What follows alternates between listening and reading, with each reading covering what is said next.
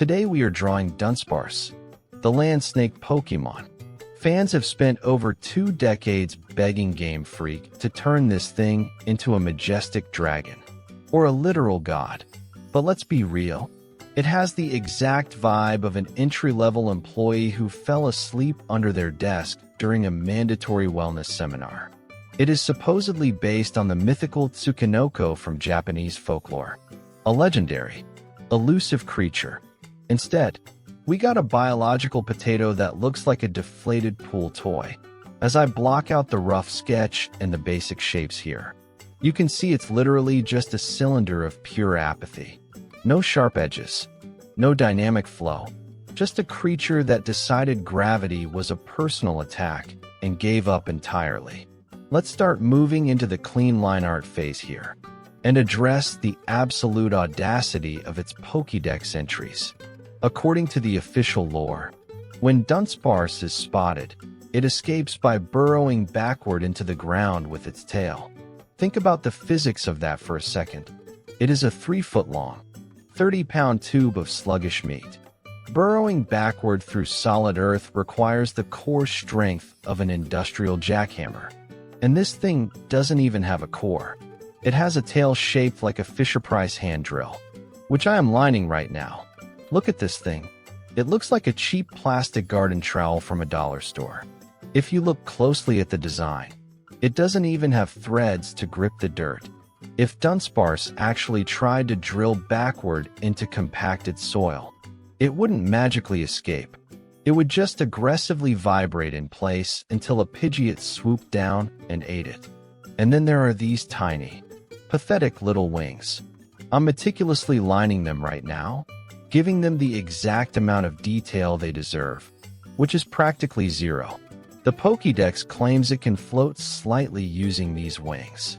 Bro, aerodynamically, that is the most delusional thing I have ever heard. A bumblebee flying is a scientific marvel. Dunsparce flying is a blatant OSHA violation.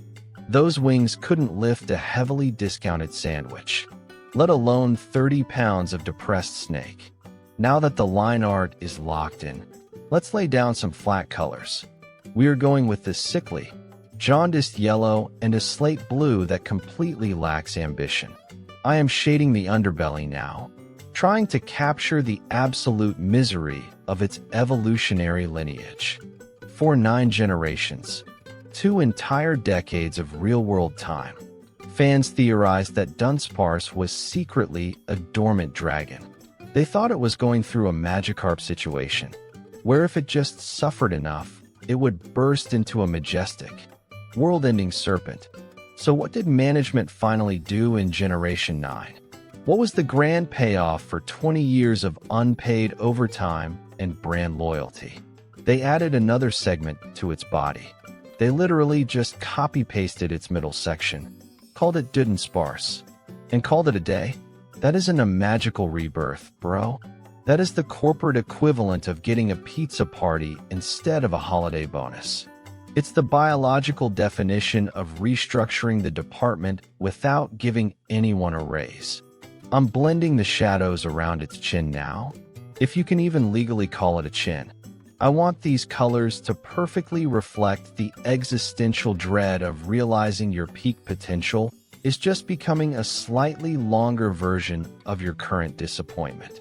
It is a pure normal type, the most aggressively average typing in the entire franchise. Normal types are usually cute, or highly versatile. Dunsparce is neither.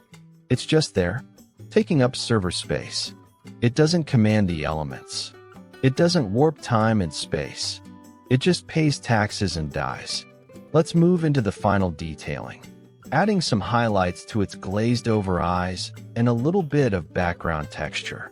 We really need to talk about what it's like to actually use this thing in a competitive battle. Its signature strategy relies on the ability Serene Grace, which doubles the chance of secondary effects. So the idea is to paralyze the enemy, and then spam headbutt to make them flinch over and over until they lose their mind.